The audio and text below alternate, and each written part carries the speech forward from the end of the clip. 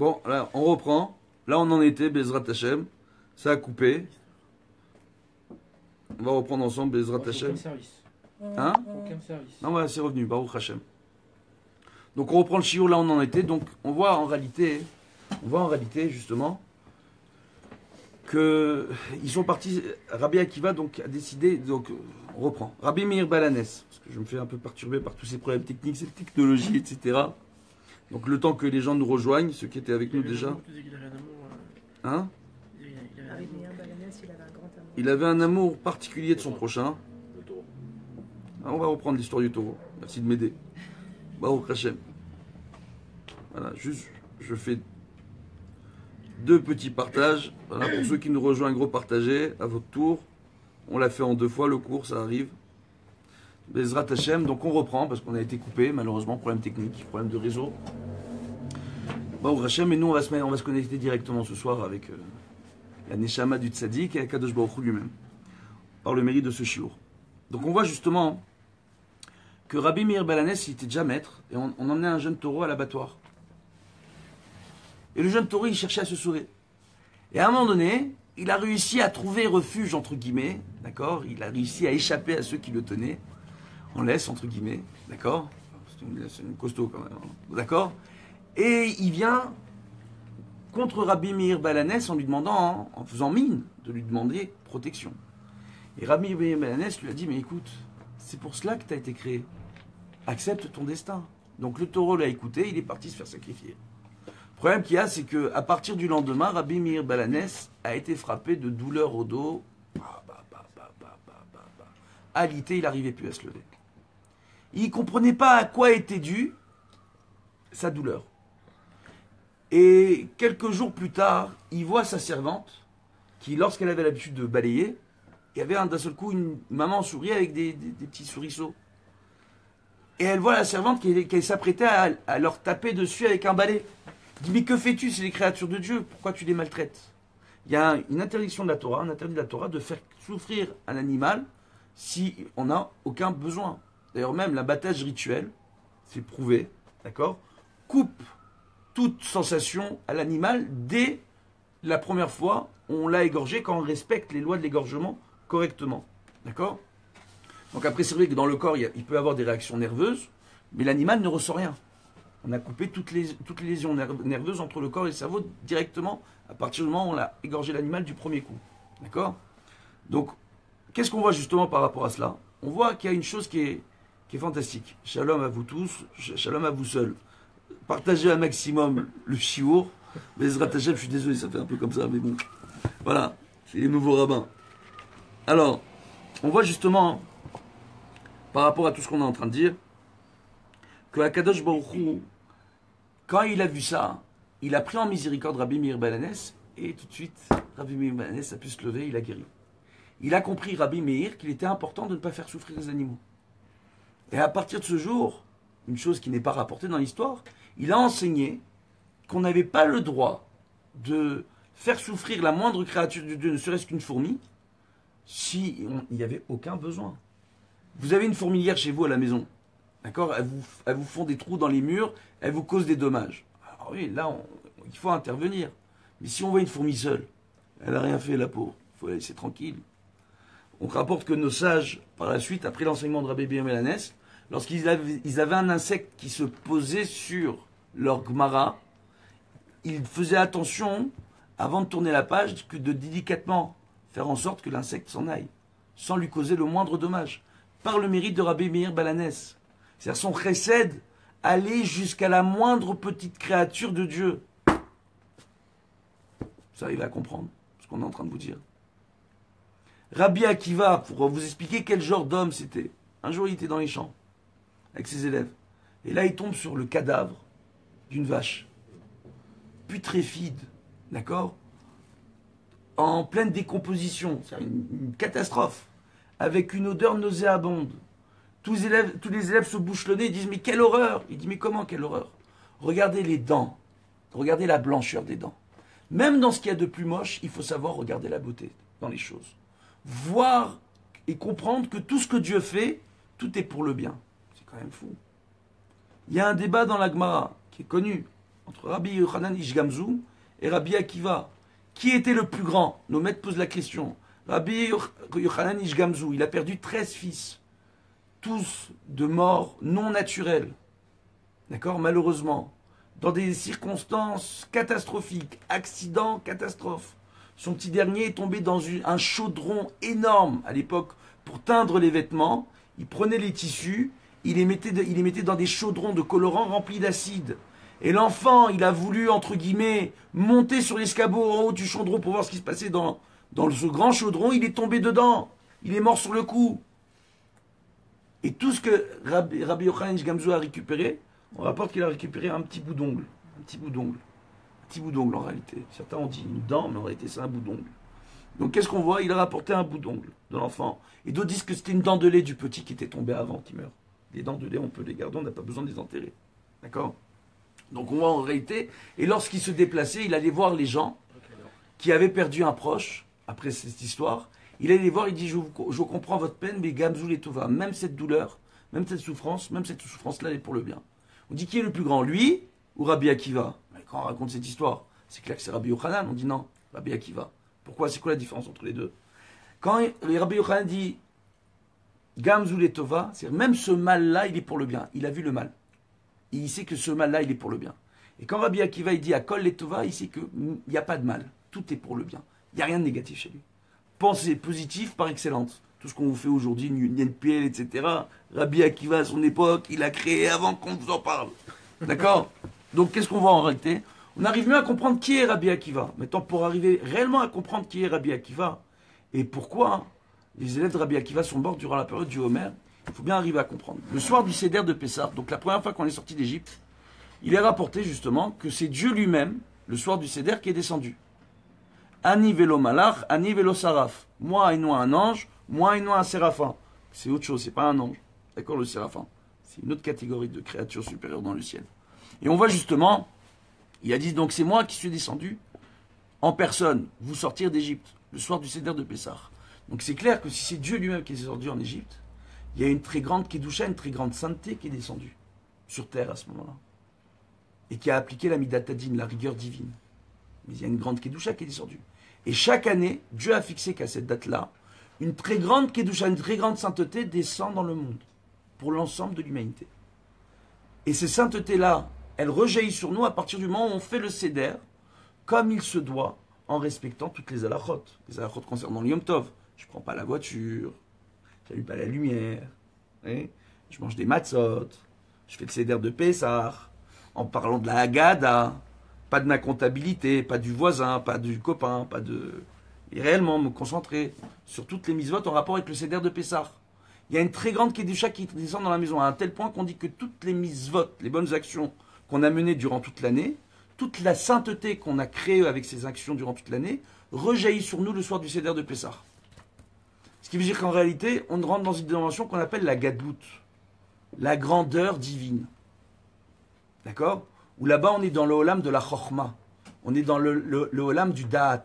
C'est-à-dire on est dans le monde de la sagesse et du savoir. Du savoir. Qu'est-ce qu'il a fait Dieu tout de suite? Lorsqu'il a retiré sa présence, les Bnei Israël doivent chaque année, nous devons faire nos preuves après. Pour montrer à Dieu qu'on veut pas que recevoir sa sainteté, mais on veut s'élever vers sa sainteté.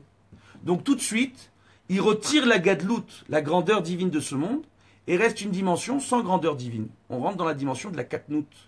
La Katnout, il y a d'autres expressions, on va simplifier en disant que c'est le Olam Asiya, le monde de l'action, le monde dans lequel on vit. Et là, on simplifie. Hein. Vraiment, je vous ai simplifié le truc. D'accord? Donc, le monde de l'action. Et on voit, oui, Yaakov.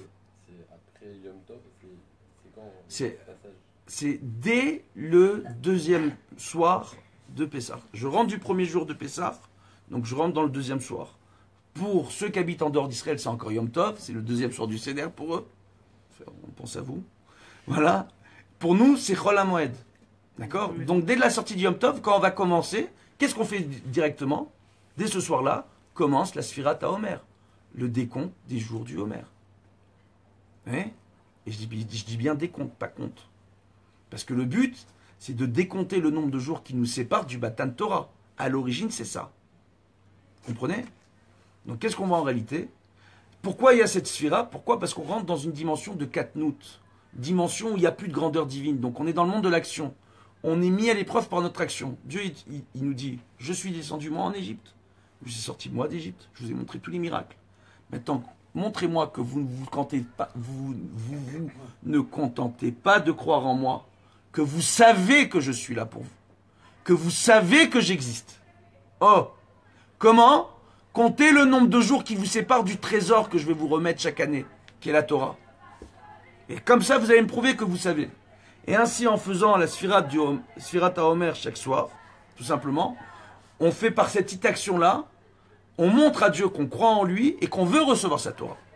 Chachamim nous apporte dans Pirkei Avot, combien de kinyanim avons-nous? Combien de façons différentes combien de façons différentes nous devons acquérir la Torah? Il y a une réponse là ou pas? Pirkei Avot, vous connaissez ou pas? Maxime des Pères. Moi aussi, je croyais que les pères, on les appelait tous Maxime à cause de ça. Faut dire que j'étais un peu simple quand j'étais petit. Les agneaux Pascal, les pères Maxime. Bon, bref. Alors, on reprend, d'accord? Donc, on reprend. Vous suivez ou pas? Combien de kinyanim? Allez, les enfants. 48 kinyanim. Ce qui veut dire que durant les 48 premiers jours de Sfirat HaOmer, chaque jour, il est important de chercher à faire un des kinyanim de la Torah. Une des façons d'acquérir la Torah. D'accord? 48 kinyanim. C'est important quand même. 49 jours. Pourquoi? Comme ça, veille de Shavuot, le 49e jour, j'ai déjà acquis la Torah sous toutes les formes possibles et imaginables d'acquisition existant pour pouvoir être sûr de pouvoir mieux recevoir cette Torah. Pourquoi? Parce qu'à Shavuot, je vais vous étonner, c'est Rosh Hashanah la Torah. C'est le nouvel an de l'année, en réalité. Entre guillemets, ça veut dire quoi? Que tous les hommes et les femmes sont jugés sur une chose.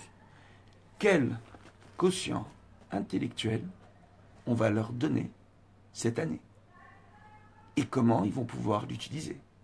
Ça veut dire, est-ce que vous avez des gens intelligents ou des bréloutes, des gens moins intelligents? Traduit en breton, bréloute. Alors maintenant, alors mais qu'est-ce qu'on voit justement? On rigole, hein. Si le breton, vous nous regardez ce soir. Alors maintenant, par rapport à ça, on voit justement une chose qui est extraordinaire. C'est-à-dire qu'on est jugé sur la chorma que Dieu va nous donner. Vous entendez bien? Chorma. On va être jugé sur le da'at. À quelles conditions? Que moi je prouve que je ne crois pas en Dieu, je sais qu'il est là. Ani yodéa, la racine de yodéa, c'est quoi? C'est le da'at, c'est le savoir. Donc je sais que Dieu existe comment? J'ai compté chaque jour avec amour, avec un grand languissement, la date qui me sépare du matin de Torah. Chaque année, il a rapporté que Dieu renouvelle son alliance avec les Bnei Israël, le soir de Shavuot. Raison pour laquelle que ce soir-là, qu'est-ce qu'on fait? On dort ou on dort pas? D'un point de vue technique, normalement, on dort pas. On étudie toute la nuit, d'un point de vue technique, je dis bien d'un point de vue technique. D'accord? Rester à la synagogue et à moitié endormi, c'est pas ça le point de vue technique. Voilà. Donc maintenant, qu'est-ce qu'on voit par rapport à ça, justement? On voit, Baruch Hashem, que c'est là que l'on passe de la dimension de la Katnout à la dimension de la Gadlout. Mais il y a une chose extraordinaire. Normalement, la dimension de la Katnout, donc la dimension où il n'y a pas de grandeur divine, devait prendre fin veille de Matan Torah, donc le 49e jour de Shavuot. Maintenant, qu'est-ce qui s'est passé?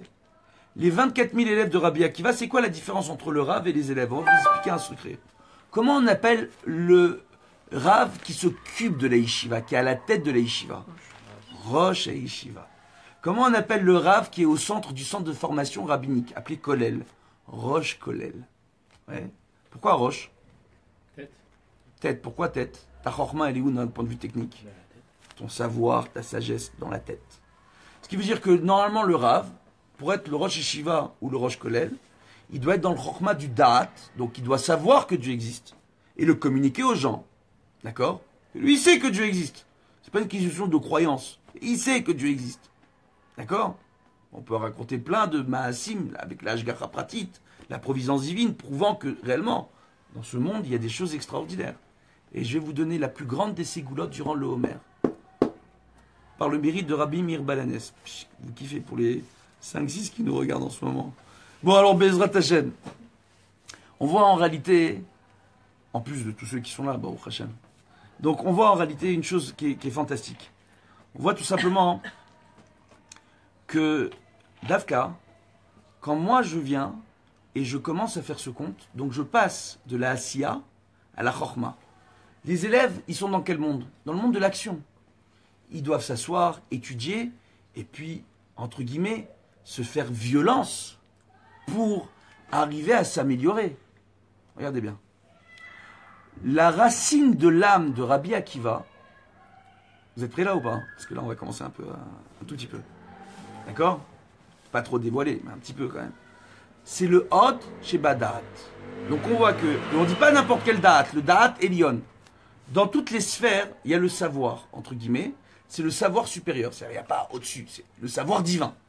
Dans cette sphère qui est au top du top, d'accord, qui est en haut de toutes les autres sphères, entre guillemets, dans ce savoir divin, il y a une dimension, parmi les 3 premières dimensions, qui sont Netzar, Hod, Yesod, le Hod, entre guillemets, d'accord, qui en réalité, qui est sous le joug de la rigueur divine. Ça veut dire quoi, Hod, en hébreu? Quelqu'un sait? Hein? Non. C'est He, Vav, Dalet. C'est pas Ain, Vav, Dalet. Alors, le Hod, vous savez, on peut traduire ça par splendeur, mais j'ai un autre problème. Hadar, par quoi je peux traduire ça? Splendeur. Tiferet, il y en a qui appellent ça harmonie. Par quoi je peux traduire ça? Splendeur. C'est splendide, non? Donc, 3 termes différents, faisant référence à des dimensions supérieures, qui se traduisent de la même façon en français. On est comment, là? On est comment? Hein, on est comment? Vous voulez qu'on vous explique la différence ou pas? Ouais, vous avez un peu de... Bon, alors, on verra à la fin du cours. Bezrat Hashem. Donc, qu'est-ce qu'on voit par rapport à ça? On voit justement, Baruch Hashem, que c'est quoi le Hod? C'est la dimension inférieure de la splendeur, de la beauté dans ce monde. La beauté à son état naturel. Ça veut dire que, dans le Da'at, dans le savoir divin, Rabbi Akiva, c'était la beauté à l'état brut, au niveau de sa neshama. Vous avez déjà vu, si je prends une pierre précieuse, d'accord, dans son état brut, ou des minéraux, il y a des minéraux fantastiques. Non, mais pas que. Non, mais il y a des minéraux fantastiques. Il y a des minéraux, je peux vous assurer, extraordinaires, qui sont, on les voit, ils ont des formes cubiques. On se demande si quelqu'un n'est pas venu les tailler, ces minéraux-là. Quand on coupe la pierre, on voit à l'intérieur des formes cubiques, en forme de carré, etc. Des choses extraordinaires dans les minéraux. Il y a des minéraux qui sont fantastiques. À leur état brut, ils n'ont pas été travaillés. Mais déjà, à l'état brut, fantastique, très beau. Lui, Rabbi Akiva, c'est la même chose. C'est un diamant à l'état de charbon. C'est ça, Rabbi Akiva. Dans la rigueur. Il avait une chose extraordinaire, Rabbi Akiva, c'est que il avait 2 choses. Quand il voyait un sage de la Torah, il le jalousait parce qu'il voulait être comme lui. C'est un homme, Rabbi Akiva, qui a toujours été religieux. Toujours. Mais il n'arrivait pas à comprendre. Quand il étudiait, il avait un petit côté... il avait du mal à comprendre les choses.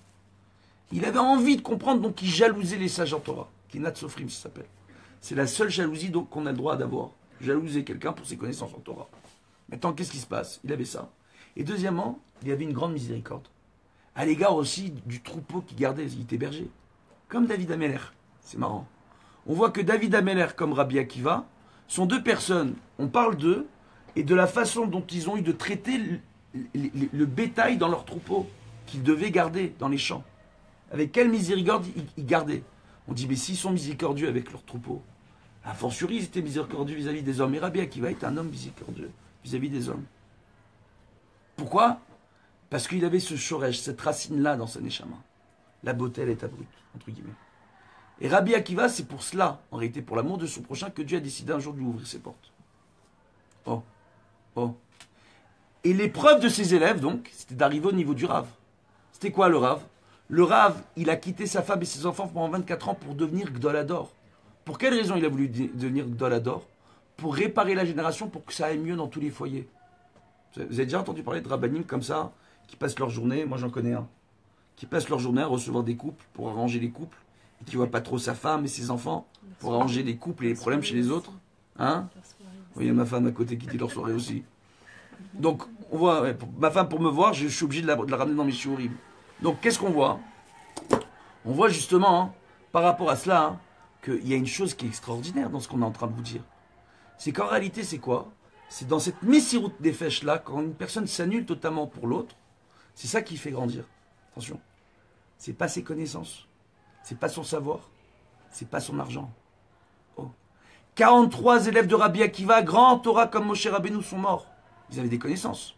Les connaissances, ça ne suffit pas. Comment tu te comportes vis-à-vis de ton prochain? C'est ça qui va fixer si tu es grand ou pas aux yeux de Dieu et aux yeux des hommes. L'amour que tu vas avoir de ton prochain, la façon dont tu vas de te comporter vis-à-vis de ton prochain. Ça a été cela l'épreuve des élèves de Rabbi Akiva durant cette période du Homer.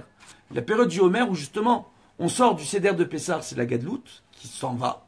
Et on rentre dans cette période-là de Katnout où c'est par l'action que l'on mène qu'on doit montrer à Dieu qu'on croit en lui et qu'on sait qu'il est là pour nous. Oh. Et eux, ils n'ont pas réussi à surmonter cette petite épreuve. Durant la période du Homer, vous pouvez vérifier autour de vous. La majeure partie des gens commencent à péter les plombs. On a des maris, ils disent, allez, c'est le début de l'été, j'en ai marre de ma femme, j'ai envie de m'éclater, j'ai envie de sortir. Ça commence durant la période du Homer. On dit aux gens, vous n'avez pas le droit d'écouter de la musique. Les gens qui disent, mais j'ai envie d'aller en boîte. Durant la période du Homer, plus que les autres périodes. Et on dit, oui, mais c'est normal, Vodara, c'est le printemps, c'est le début de l'été, etc. Non. Mais pourquoi la période du Homer? C'est Davka, durant cette période-là, où on est mis à l'épreuve dans l'action, où justement, on a tous nos mauvais penchants qui remontent à la surface et qui nous mettent à l'épreuve dans l'action. Parce que c'est là que ça se passe. C'est la période durant laquelle Dieu nous met à l'épreuve pour l'action, pour savoir quelle Torah il veut nous donner et combien de savoir et combien d'intelligence il nous donnera pour comprendre sa Torah. Hier soir, j'ai eu un débat, c'était hier soir ou avant-hier soir, avec le Rav Mordechai Saksik. On a été Chevruta au Kollel, Baruch Hashem, un grand Talmid Racham. Il donne des cours dans le Bet Midrash, via Internet, des cours sur Shabbat, etc. Il intervient sur un des sites de l'association, Jardin de la Torah. Et on voit en réalité, Baruch Hashem, qu'il me posait la question, il me dit, dis-moi, Rabbi Chaim, 7 ans, Sioum Hachas, comment tu fais? On a étudié ensemble. Comment tu fais chaque année Sioum Hachas? C'est compliqué de terminer le chasse. Chaque année, tu termines le chasse. Je vais expliquer une petite chose très simple. Akadosh Baruch Hu nous explique qu'en réalité, que même s'il nous a limités physiquement, s'il nous a ordonné de faire sa Torah, ça veut dire qu'on a tous la possibilité de comprendre sa Torah en entier. Et si on commence à savoir que Dieu existe et qu'on comprend qu'on peut étudier sa Torah en entier, il n'y a rien qui peut nous arrêter. 7 pages de Gemara par jour, il faut juste s'y mettre. Il faut juste s'y mettre. Beaucoup de gens qui m'ont connu dans le passé aujourd'hui sont étonnés quand ils disent mais attends, il est devenu rave, il est devenu... Oh! Oui ou non? Tout simplement pourquoi? Quelle est la différence? Il n'y a aucun orgueil ici. La seule différence, c'est de se dire je sais que Dieu existe. C'est lui qui me donne la chorma. Donc si je veux devenir rave, si je veux devenir un Talmid Racham, c'est Dieu qui décide, c'est pas moi. Moi, il me suffit juste d'ouvrir les bouquins. Donc je dis au bon Dieu, écoute, voilà. Et on fait des prières avant d'étudier. Que Kadosh Baruch Hu, il nous donne la chorma. Que Kadosh Baruch Hu, il nous permette de comprendre les livres qu'on étudie. Il suffit de demander. Si je sais que Dieu existe, je peux lui demander. Si je sais qu'il existe quand je lui demande, je sais qu'il va me répondre. Si je sais qu'il va me répondre, je peux étudier. Si je sais que je peux étudier, oh Hachem, je vais grandir en Torah. Chaque année, je termine le chasse depuis 7 ans. Ça peut bien prouver à beaucoup de gens qui m'ont connu à Sarcelles quand j'étais jeune que Dieu existe. Vraiment. Hein. Parce que même mes rabbinim, ils y croient pas. Alors maintenant, Bezrat Hachem, on voit franchement, hein, enfin, ils y croient aujourd'hui, mais ils ont du mal à le réaliser. Donc on voit justement par rapport à cela, hein, qu'il y a une chose qui est extraordinaire. Extraordinaire. Que justement, donc leur épreuve, c'était quoi l'épreuve ultime des élèves de Rabbi Akiva? L'amour de leur prochain. Ils n'ont pas réussi. Justement, parce que c'est la période durant laquelle on est mis à l'épreuve. Maintenant, regardez, la Ségoula du Homer. Vous êtes prêts? Allez, oui ou pas? Oui? On voit en réalité la Ségoula du Homer, c'est que comme on est à l'épreuve dans la Asiya, à partir du moment où moi, je prends sur moi de faire des mitzvot, je prends sur moi, contrairement au reste de l'année, qu'est-ce qui se passe le reste de l'année? Je peux prendre sur moi de me renforcer en Torah au mitzvot. Je ne vais pas recevoir forcément de réponse à mes prières, systématiquement. Je ne vais pas forcément recevoir tout de suite la délivrance. Alors que durant la période du Homer, il suffit de se renforcer, et à Kadosh Baruch Hu, il nous ouvre les portes. Tout de suite, Bamakom, c'est durant le Homer. Durant cette période-là. Pourquoi? Parce que durant cette période-là, Dieu veut nous faire grandir. Il veut que nous, on vienne vers lui. Sa porte, elle n'est jamais fermée. Donc il ouvre la porte. Donc il nous envoie les épreuves, en attendant qu'une seule chose, qu'on les surmonte. Et quand il nous voit qu'on les surmonte, il ouvre les portes. Et le soir de Shavuot, il nous donne plus d'intelligence. Alors je vous explique, hein. Si vous avez plus d'intelligence pour comprendre la Torah, forcément cette intelligence-là, elle peut vous servir dans tous les autres domaines de votre vie. Dans votre shlom bayit, l'éducation de vos enfants, sur le plan personnel, sur le plan aussi professionnel. On sait toujours qu'on arrive à ça avec les juifs. On parle toujours du côté professionnel. D'accord? Donc qu'est-ce qu'on voit par rapport à cela justement? On voit hein, que là, on arrive à mieux comprendre. On arrive à mieux comprendre cette période du Homer. Et pourquoi Davka? Parce que c'est la période de l'épreuve dans la Asiya. Davka, justement, durant cette période-là, les élèves de Rabbi Akiva qui n'ont pas réussi à surmonter l'épreuve de la Asiya, de l'action d'aimer son prochain, sont morts durant cette période-là, plus qu'une période. Alors qu'à la base, c'est une période de fête. Période de fête, pourquoi? Période de fête parce que la majeure partie des d'Israël, jusqu'à la période des élèves de Rabbi Akiva, ils se renforçaient. Ils comptaient le Homer. Ils voulaient grandir en Torah, ils voulaient recevoir la Torah. Ils étaient heureux chaque soir de compter le Homer. Aujourd'hui, il y en a qui disent j'ai compté, j'ai pas compté le Homer, j'ai un doute. C'est une angoisse. Il y en a qui s'angoissent avec le compte du Homer. Puis il y en a qui ne comprennent pas vraiment à quoi ça sert de compter les jours. On ne compte pas les jours. On compte la sainteté qui se rapproche. On compte notre âme qui est en train de s'élever de dimension en dimension. Chesed, Sheba Chesed, etc., etc. Chaque jour. C'est ça qu'on est en train de compter. En réalité, on oublie de compter sur nous-mêmes. Aujourd'hui. Et Akadosh Baruch Hu, il nous donne la possibilité de pouvoir compter sur lui. Regardez, Pessar Sheni, c'est pas une belle preuve? C'est la demande des petits Israël qui a été fixée Pessar Sheni. Moshe Rabbeinu, il a demandé à Dieu, Dieu lui a dit, bon, alors tu fixes Pessar Sheni, allez. Ils ont des réclamations, on leur donne Pessar Sheni. Zone de rattrapage. Ça tombe quand? Durant la période du Homer. À quelques jours de l'Akba Homer. Alors comme je disais justement, cette période de Katnout, donc d'absence de grandeur divine, elle devait durer jusqu'à veille de Shavuot. Mais il s'est passé une chose fantastique. Lorsque les 24 000 élèves de Rabbi Akiva sont décédés, Rabbi Akiva a décidé de fonder une nouvelle yeshiva à l'Akba Homer. Oh. Et les 5 élèves de Rabbi Akiva, c'est rapporté dans la Gemara, et j'entends beaucoup de gens donner des cours, ne rapporter que la Gemara de Yebamot. Mais personne ne fait l'effort d'ouvrir dans le Shulchan Aruch Orach Chaim Tav Tzadik Gimel. Là-bas, le Bet Yosef rapporte des Midrashim et des Mekorot, ainsi que le Mahari, le Maharshal et d'autres poskim. Il rapporte les Mekorot nous expliquant. Parce que dans Yebamot, il y a un point qu'on oublie. C'est que c'est marqué que les élèves de Rabbi Akiva sont morts entre Pessah et Shavuot, comme je l'ai dit au départ. Pourquoi on dit que la période de deuil s'arrête à l'Akba Omer alors? Oui ou non? C'est quand même fou.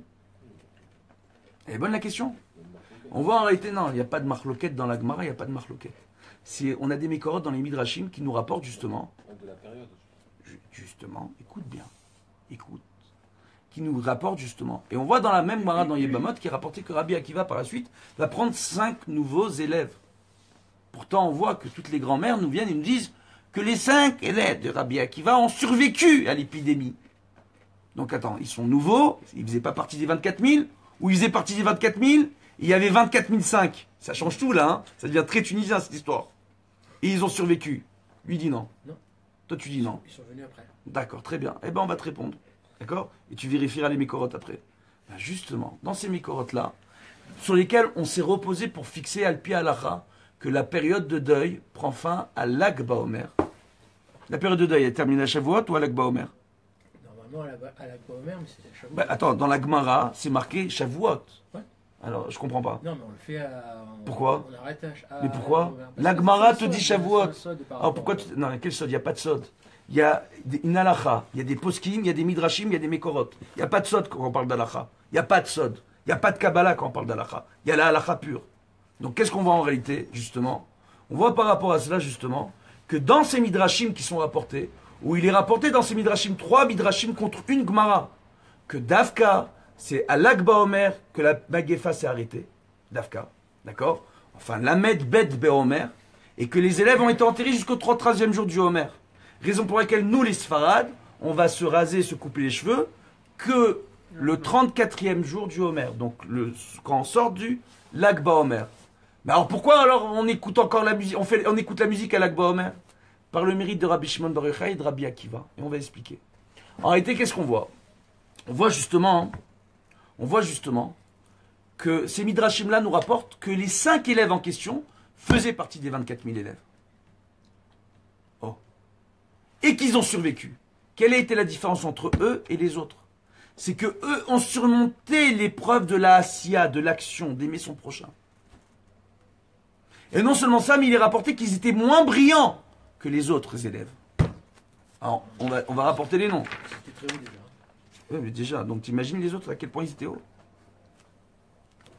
Donc ils sont pas morts. Donc, qui C'est qu'on dit qui Les 5, eux, ne sont pas. Donc, Ne sont... donc il y en a 23 980. Non, non, il y en a 24. Il y a 24 000 qui sont décédés, il y avait 24 500 élèves. D'accord. Donc, et on parle que des 24 000. On les a sortis du clal des 24 000. Ils ne font plus partie parce qu'ils ne sont pas associés à la faute des 24 000 élèves.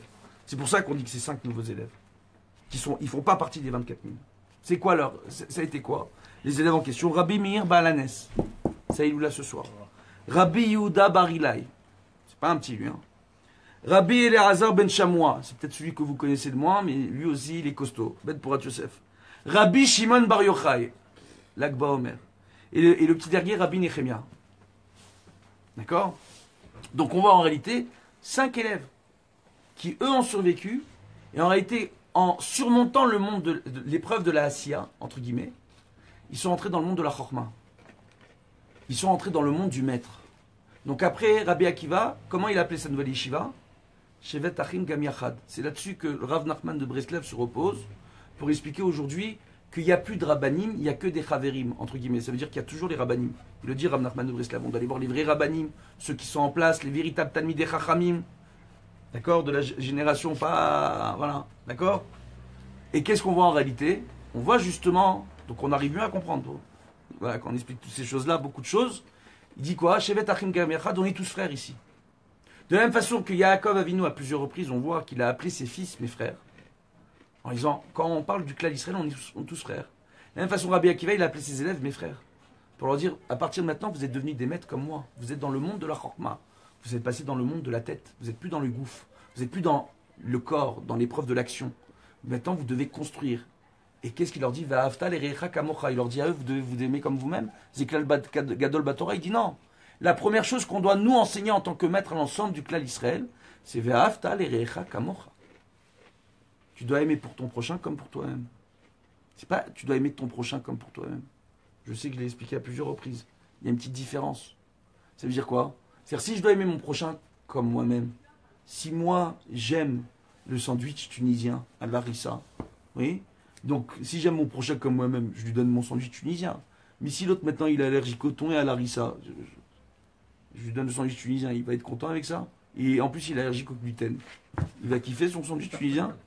Non? Donc je dois me soucier de lui apporter ce qu'il veut, sa petite assiette de quinoa. On peut faire une assiette quinoa tunisienne, je sais pas, on peut inventer un truc. Bezrat Hashem. Donc qu'est-ce qu'on voit par rapport à cela? On voit justement, Baruch Hashem, que donc les élèves de... La chose qui est fantastique ici, c'est que les élèves de Rabbi Akiva, donc, ils sont passés du monde de la Asiya au monde de la Chorma. Ils ont surmonté l'épreuve de l'action de la période du Homer. Comme ils l'ont fait et qu'ils ont survécu à l'Akba Homer, la période de Katnout, d'accord, au lieu de s'étendre jusqu'au 49e jour du Homer, elle a été réduite jusqu'au 33e jour du Homer. Raison pour laquelle, malgré la mort des 24 000 élèves de Rabbi Akiva, nous célébrons l'Akba Homer. Je m'en fiche. On peut parler de Torah, non? Qu'ils y entendent un peu les voisins. On continue, Bezrat Hashem. Donc on voit quoi par rapport à ça? Tu veux gâcher mon effet là? Tout le truc que j'ai construit depuis 1 heure. Donc qu'est-ce qu'on voit? Justement, faut que tu le ressentes dans tes tripes, ce qu'on est en train de dire. Non, il n'y a personne qui a lancé quoi que ce soit. En plus, il n'y a personne au-dessus. Alors viens, on continue. Alors on voit par rapport à ça justement, il n'y a que Dieu. Alors, on voit par rapport à ça, justement, Baruch Hashem, que tout ce qu'on est en train de vous dire, c'est quoi? C'est la raison première pour laquelle on célèbre l'Akba Omer. C'est la fin de la période des épreuves dans la Asiya. On rentre déjà dans la Chorma. On rentre dans une nouvelle dimension. Par le mérite de Rabbi Akiva et de Rabbi Shimon Bar Yochai. Première raison pour laquelle on célèbre l'Akba Omer. Deuxième raison pour laquelle on célèbre l'Akba Omer, c'est la date à laquelle Rabbi Akiva va décider d'ouvrir une nouvelle yeshiva avec ses élèves. Dans le sud du pays, le nord du pays est placé sous le sigle de la rigueur divine, le sud du pays est placé sous le sigle de la miséricorde divine, en Israël. Boum! Donc choisir le placement géographique d'un endroit va avoir une influence sur notre spiritualité. Et ça, on l'apprend. On le voit. On sait que dans chaque nation, il y a une sainteté différente de Dieu qui s'exprime, qui explique les différentes mentalités par rapport au pays, les différentes façons d'évoluer d'un pays à l'autre, même avec la mondialisation, entre guillemets. Donc, par rapport à cela, en plus, il y a quoi? Donc, c'est la deuxième raison. Troisième raison, ce serait la date à laquelle Rabbi Shimon Bar Yochai est décédé. Mais avant cela, c'est la date à laquelle il a dévoilé les secrets du Zohar. Eh ouais. D'accord? C'est à Lag Baomer. En plus de ça, c'est la date à laquelle il est sorti pour la première fois de la grotte. Au bout de 12 ans. Oui? Et c'est la date à laquelle, quand il va rester une 13e année dans la grotte, il va ressortir à Lag Baomer. Un an jour pour jour. À Lag Baomer. Et pourquoi? Et pourquoi? Et pourquoi Lag Baomer? Pourquoi Rabbi Shimon Bar Yochai sort de la grotte à Lag Baomer? Parce que c'est la fin de la Katnout, c'est la fin des épreuves dans le monde de l'action. Donc ils étaient dans la période du Homer quand ils étaient dans la grotte avec son fils Éléazar. Avec Rabbi Éléazar. Et on voit quoi? On voit que le même gouverneur en Israël qui avait décrété la sentence de mort sur Rabbi Shimon Bar Yochai, pas sur Rabbi Éléazar, il a une grandeur extraordinaire lui. Lui, il n'était pas recherché, il n'a pas été condamné à mort, il est resté 12 ans dans la grotte avec son père. Qu'est-ce qu'on voit? Et ils ont eu des souffrances dans cette grotte, ils ont été mis à l'épreuve. Et ça a été pourquoi? Pour réparer la mort. Les 12 ans dans la grotte, c'est pour réparer la mort des 24 000 élèves de Rabbi Akiva, qui n'ont pas survécu. Les Elou Nishmatam, une épreuve terrible pour un homme qui lui a surmonté l'épreuve. Oh, et Alpisod, on dit pour quelle raison? On dit parce qu'il aurait pu, lui avec ses 5 élèves, avoir une influence sur les 24 000, ils n'ont pas réussi. Donc il fallait cette épreuve. Et on dit que quand Rabbi Shimon était dans cette épreuve-là, ces 5 Ravérim, eux aussi, étaient dans des épreuves. Et ils ont communiqué par le biais de Yonot, de Colombe, etc. Il y a de très belles histoires qu'on ne va pas raconter ici, on va regarder un peu pour l'Akba Omer, Bezrat Hashem. Et on voit en réalité une chose qui est extraordinaire. Extraordinaire. On voit en réalité justement que c'est parce que c'est la fin de la Katnout et le début de la période de la Gadlout, entre guillemets, de Shavuot, qui commence à l'Akba Omer, qu'on vient qu'on célèbre l'Akba Omer. Suivez ou pas? Ça veut dire quoi? Ça veut dire que par le mérite de l'étude de la Torah, par le mérite de l'amour de son prochain, on a une poignée de 5 hommes avec leur maître. Ça vous rappelle rien?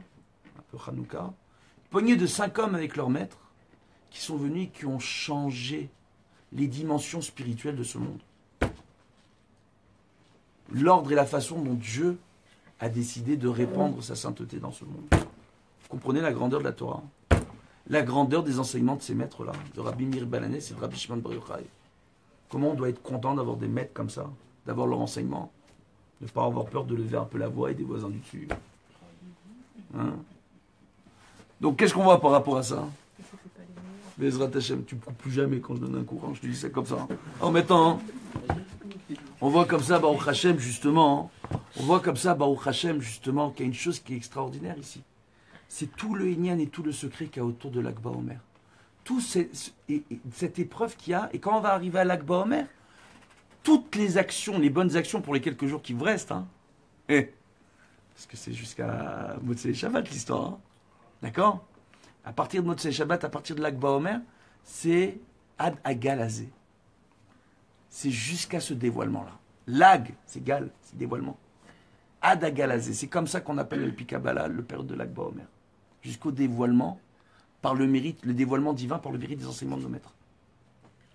Et là, vont se dévoiler à nous toutes les récompenses pour les actions qu'on aura su mener durant la période du Homer. À travers la Sphira. Même si j'ai raté un soir, continue le compte. Même sans bracha.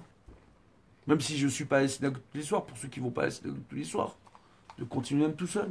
Au moins, il compte. Compte. C'est une épreuve toute simple. Tu comptes les jours. Tu comptes 1 jour, 2 jours, 3 jours. Tu comptes les semaines. Il y en a qui posent une question si c'est une mitzvah ou si c'est. Oui, c'est une question dans la Gemara. Est-ce que c'est un compte ou plusieurs comptes? Est-ce que je dois compter les jours et les semaines? Tu le comprends? Bezrat Hashem. Parce qu'en réalité, chaque semaine, elle est dans une autre dimension et chaque jour, il nous élève encore d'une dimension. Donc, c'est quoi le compte? C'est quoi le véritable débat? Est-ce que je dois compter que les jours ou est-ce que je dois compter les dimensions? Papa. Voilà, Baruch Hashem. Donc, par rapport à cela, justement, on voit que c'est une des raisons pour laquelle le jour de l'Akba Omer, c'est une simpra extraordinaire. Et il est précédé par ce soir-là, de Pessar Sheni. Pourquoi? Alors, encore un petit dévoilement sympathique. Ce qui est extraordinaire. L'Akba Omer, justement, c'est avant Pessar Sheni. Pessar Sheni, c'est pour attraper le coup. Le soir le plus saint de l'année, on reçoit toute la Kedusha, c'est le soir du Seder. T'as raté ton Seder? T'as parlé avec ta Tachnena toute la soirée? Oui? Ou t'as parlé de Tata Mejnina? Oui? Toute la soirée du Seder? Où vous avez bien rigolé? Vous avez parlé, vous avez discuté entre vous? Birkat Amazon, vous l'avez pas vraiment fait? Le Hallel Yababa? Oui? Comme on dit chez nous? Hein? On était à moitié endormis, on ne l'a pas fait du tout? Ok? T'as raté le soir de ton Seder? Pessar Sheni, c'est ce soir. Renforce-toi en plus par le mérite de Rabbi Meir Balanès. Prends un petit bout de pain, fais motzi et mange un peu des matzot. Pourquoi? Parce qu'il y a un débat autour des matzot. Est-ce qu'on fait motzi ou est-ce qu'on fait maisonot? Mi-karadin, pour nous les Sfaradim, on fait maisonot les khatrila. Celui qui veut sortir de la marloquette, il prend un bout de pain, il fait motzi, après il mange ses matzot. En plus c'est génial parce que tu te dis, je suis en train de rattraper Pessar, mais je peux manger du pain avec ma matzah. C'est fou, non? Et je rattrape Pessar avec ça. On fait pas de ménage. Hein? Et t'as pas le ménage. Elle est belle, hein? Elle est belle ou pas? Comment il est à Kadosh Baruch Hu? Ouais? Et c'est un soir. Et c'est une matinée. C'est une journée. Extraordinaire. Et grâce à cela, justement, on est en train de sortir de cette katnout à travers ça, même cette épreuve-là. Combien parmi nous ne célèbrent pas Pessar Sheni aujourd'hui? Ne prennent pas le temps, ils ne comprennent pas, ils prennent même pas le temps de goûter un bout de matzah. Ils savent pas. Ils savent pas. Ben là, on est en train d'expliquer. Bah oui, mais Voilà, mais attends, il y en a plein qui ne savaient pas. Vous saviez avant ou pas? Parce que je savais, un mais petit peu. pas l'importance. Voilà, Baruch Hashem, on a mieux compris. Baruch Hashem, il n'a pas servi à rien le cours. Alors maintenant, là, quand même, je suis content parce que 2 heures pour venir et tout. Alors maintenant, surtout que je peux le faire de chez moi le cours, hein, d'un point de vue technique devant le téléphone. Mais bon, je viens parce que je vous aime à Jérusalem. Ça tombe bien, ça rime en plus. Alors maintenant, hein? Si on vous aime. Ouais, Baruch Hashem, merci. Voilà, alors, ouais, c'est mutuel. Alors, qu'est-ce qu'on voit? On voit par rapport à ça, justement, qu'il y a une chose qui est extraordinaire. C'est pour ça que je me permets beaucoup de choses avec vous, parce que je sais qu'il y a un amour réciproque extraordinaire. Voilà. Et il y a une chose qui est fantastique, mais réellement fantastique, et qu'il faut bien arriver à comprendre, et on terminera sur ces quelques paroles, parce qu'il est déjà... voilà. Alors, on voit Baruch Hashem que, justement, parce que c'est l'épreuve de l'amour de son prochain qui a suscité la mort des 24 000 lettres de Rabbi Akiva, justement, durant cette période-là, plus qu'une période, on va se dire, mais pourquoi je veux avoir de la chorma pour comprendre la Torah? Et là, c'est une sikha du Rabbi Lubavitch, que j'aime beaucoup, je l'affectionne énormément, Rabbi Lubavitch. Zecher Tzadik et Kadosh Livracha. Qu'est-ce qu'on voit? Il rapporte tout simplement qu'aujourd'hui, en termes d'éducation, beaucoup de gens veulent voir leur enfant comme devenir le grand de la génération. Ouais. Alors, il y en avait un, on l'appelait Avoua. Hein? Il a eu un fils. À la finale, le fils, on a Rabbi Elisha.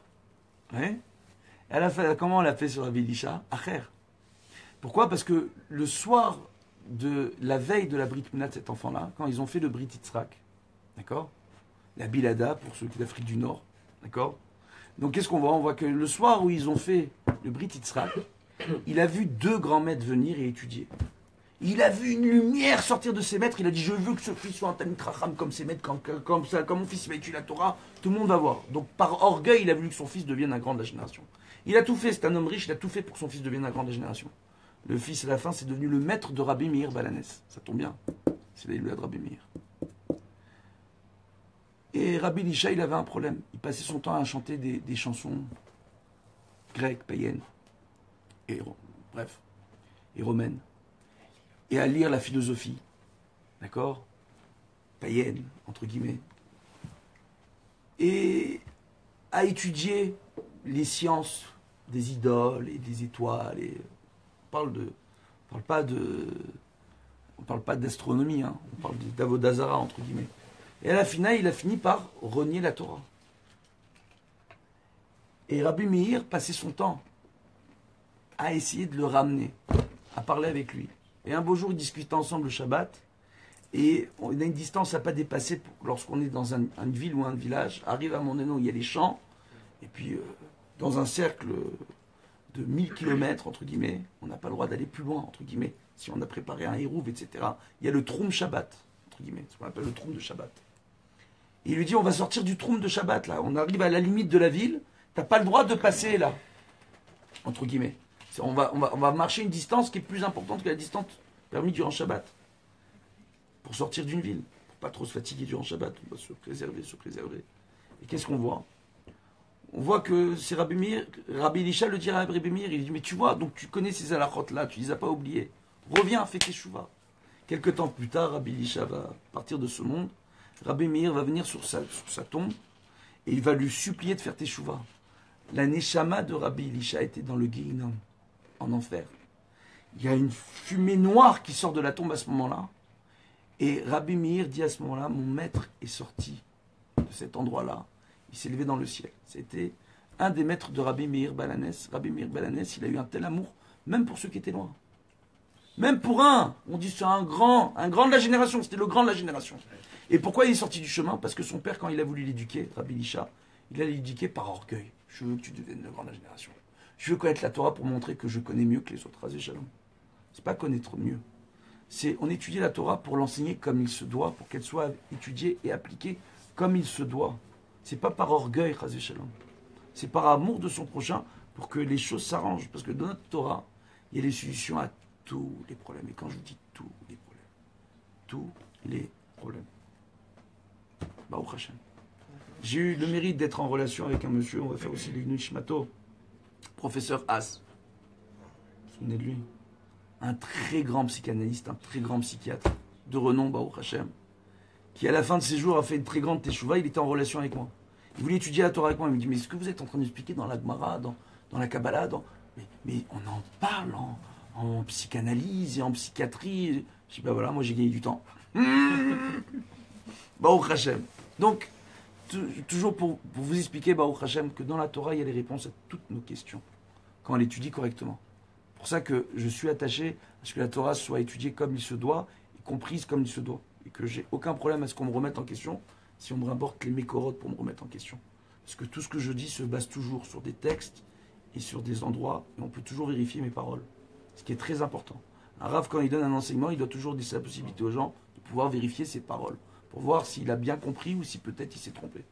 Donc, Be'ezrat Hashem, on voit qu'à partir du moment où on se rentre dans cette optique-là, d'accord, d'éduquer nos enfants pour que ce soit des Yehudim, des Horaïta, des Juifs de la Torah. Ça veut dire quoi? Des Juifs comme Avraham, Yitzhak, Yaakov, Rachel, Imenu.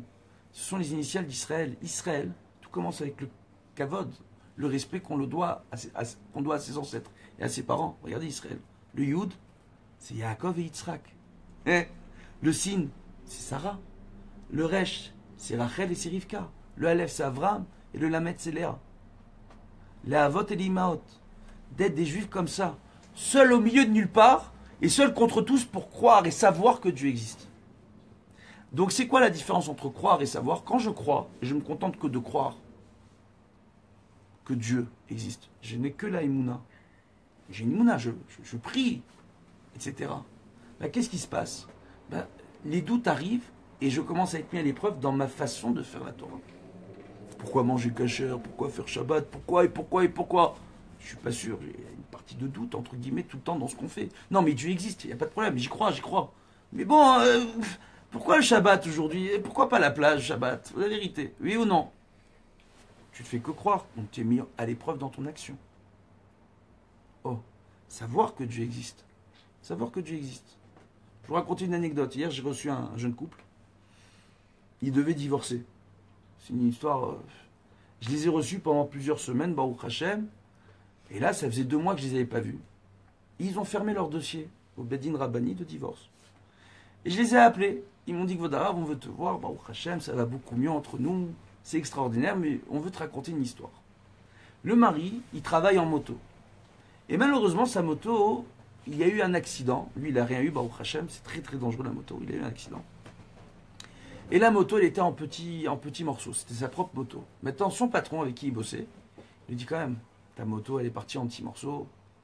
C'était un petit scooter 125. Il lui dit, tiens, viens, on va t'acheter une moto digne de ce nom. Il est parti lui acheter la super moto. Il lui a offert la moto.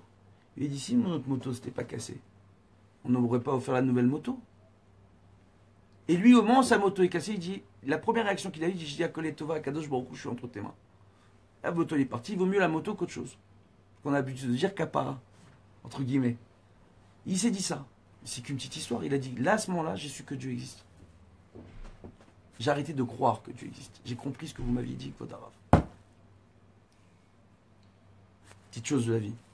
Donc, qu'est-ce qu'on voit tout simplement? Bezrat Hashem, qu'on prenne le temps. C'est qu'un petit exemple, il y a d'autres exemples. Et là, j'ai une petite histoire pour vous, pour montrer que Dieu existe.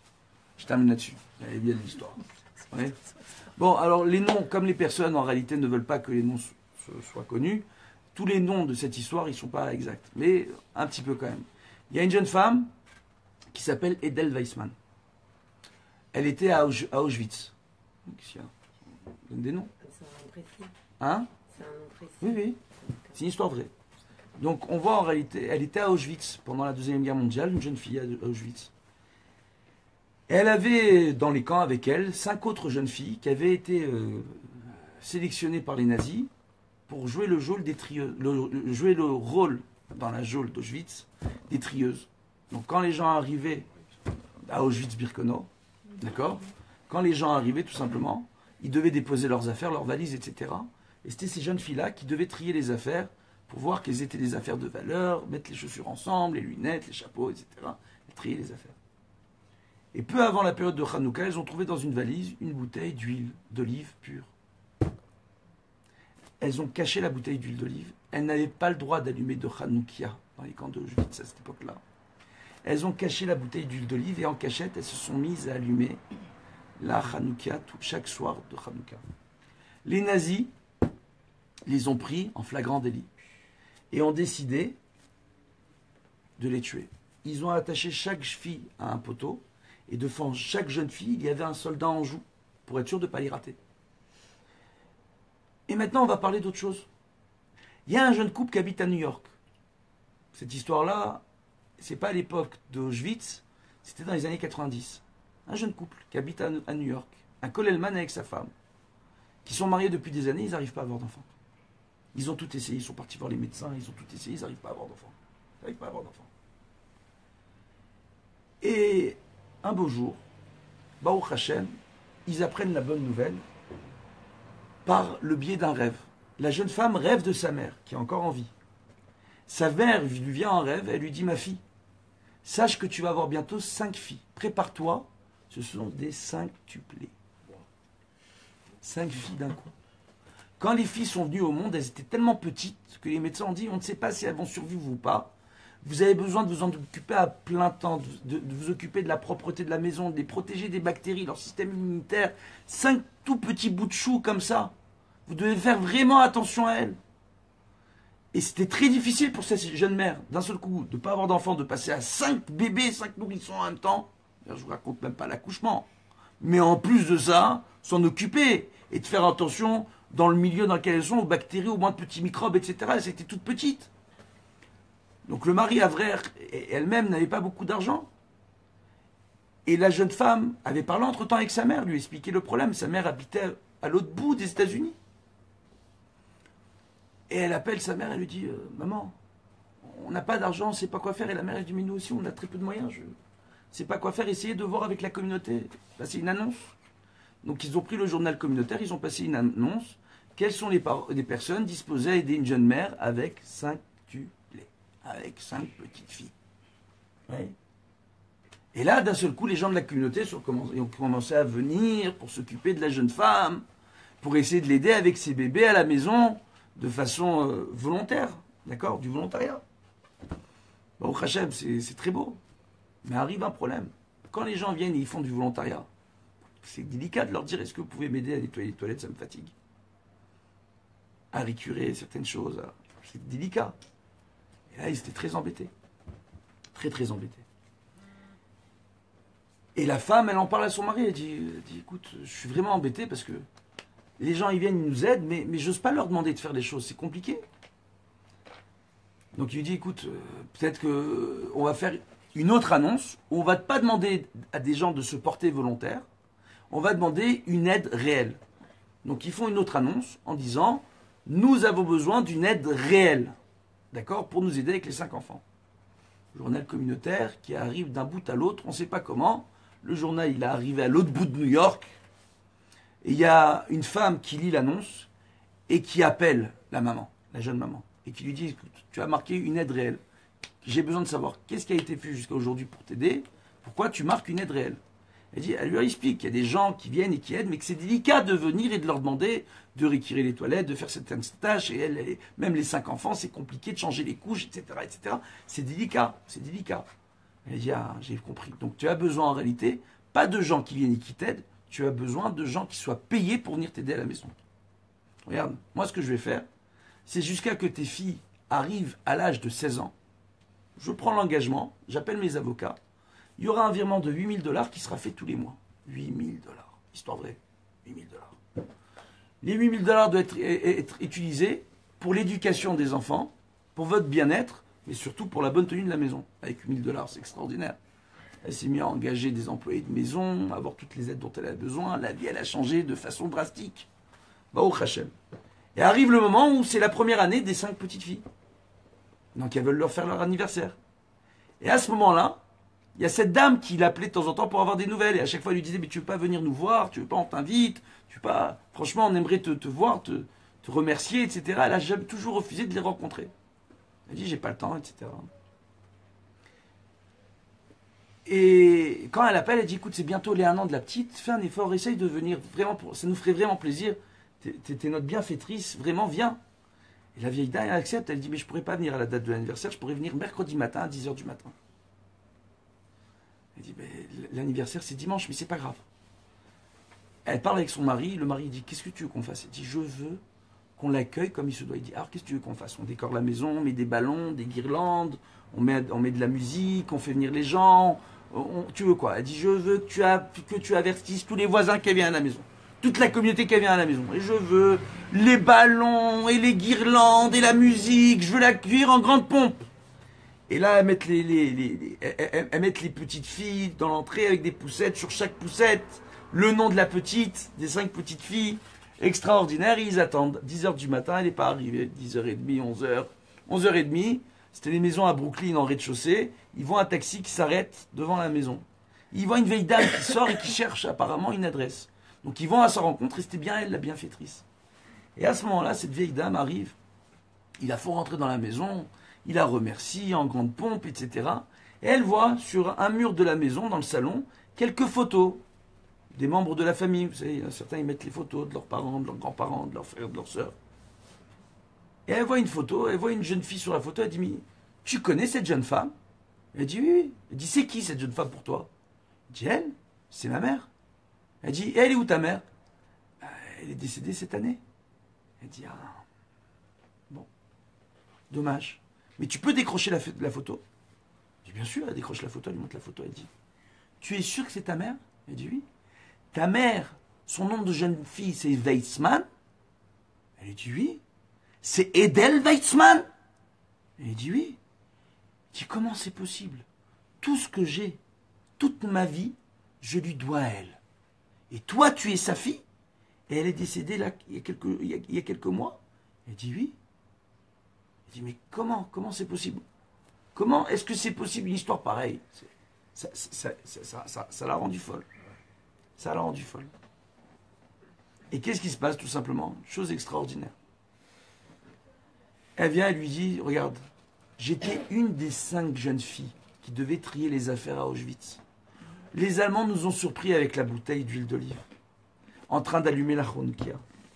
Ils ont décidé de nous mettre en joue et de nous tuer. Et là, il y a une voix qui s'est élevée en allemand parfait et qui leur a dit, avant de les tuer, tuez-moi en premier. Et c'était Edel Weizmann. Cette jeune femme avait reçu une éducation extraordinaire, elle parlait 7 langues parfaitement. Elle les écrivait, elle les lisait à la perfection. Le responsable d'Auschwitz, à l'époque, tout le monde croyait dans le Reich du Führer que lui savait parler cette langue, grâce à cette jeune fille. Quand elle a dit « tuez-moi en premier », il ne pouvait pas perdre la face au Führer. Le Führer lui-même pensait que lui parlait cette langue. Donc qu'est-ce qui s'est passé tout simplement? Il a dit bah, très bien, pour elle, on les épargne. Il a épargné la vie à ces 5 jeunes filles. Écoutez bien. Qu'est-ce qu'on dévoile? 5 vies t'as sauvées. Ta fille, elle n'arrivait pas à avoir d'enfants, elle a eu 5 filles. Contre les 5 vies t'as sauvées. Ta fille, elle a eu des difficultés, c'est une des personnes que t'as sauvées. Une personne à qui t'as donné un coup de main un jour dans ta vie, qui un beau jour te l'a rendu. Comment Dieu fait les choses?